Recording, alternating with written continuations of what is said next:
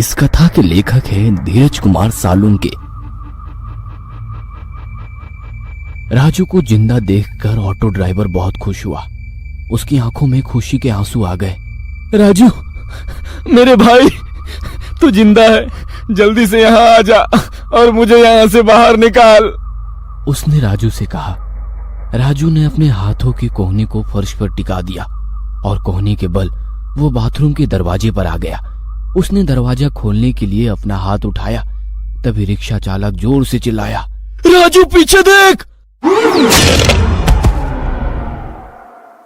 और जैसे ही उसने पीछे मुड़कर देखा, उस औरत ने उसके मुंह पर लोहे का फावड़ा दे मारा और राजू का सिर उल्टा हो गया। यह देख ऑटो ड्राइवर का मुंह खुला का खुला रह गया।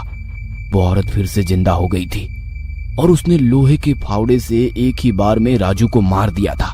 लुकी थी, राजू ने इसके सिर में चाकू घोंप दिया था और चाकू अभी भी उसके सिर में है।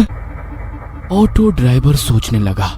उस औरत ने उसके हाथ में से फावड़ा फर्श पर फेंक दिया और उसने अपने सिर में घुसा हुआ चाकू बाहर खींच लिया। फिर उसने उस चाकू पर लगे खून को अपनी लंबी और काली जीभ से चाटा। उस औरत की साड़ी राजू के खून से लथपथ हो गई थी। उसके लंबे काले बाल बिखरे हुए थे। उसकी आंखों के नीचे काले घेरे आ गए थे।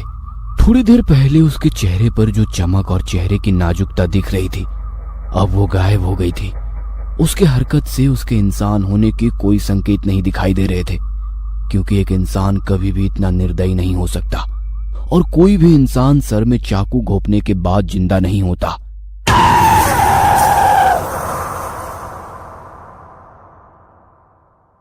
राजू की लाश खून से लथपथ जमीन पर पड़ी थी। उस औरत ने राजू की लाश उठाई। उसने राजू का सिर अपने कंधों पर रख लिया। तभी टेबल पर रखा हुआ म्यूजिक प्लेयर अचानक से चालू हो गया और गाना बजने लगा। और उसके बाद वो औरत राजू के लाश के साथ नाचने लगी। वो औरत राजू के लाश के साथ नाच रही थी। यह देख ऑटो ड्राइवर के होश उड़ गए। ऑटो ड्राइवर दरवाजे के पास से हट गया और उसने अपना सिर टॉयलेट सीट पर रख दिया और जोर जोर से रोने लगा, क्योंकि उसने अपना सबसे करीबी दोस्त गंवाया था। अब मैं यहाँ से बाहर कैसे निकलूंगा?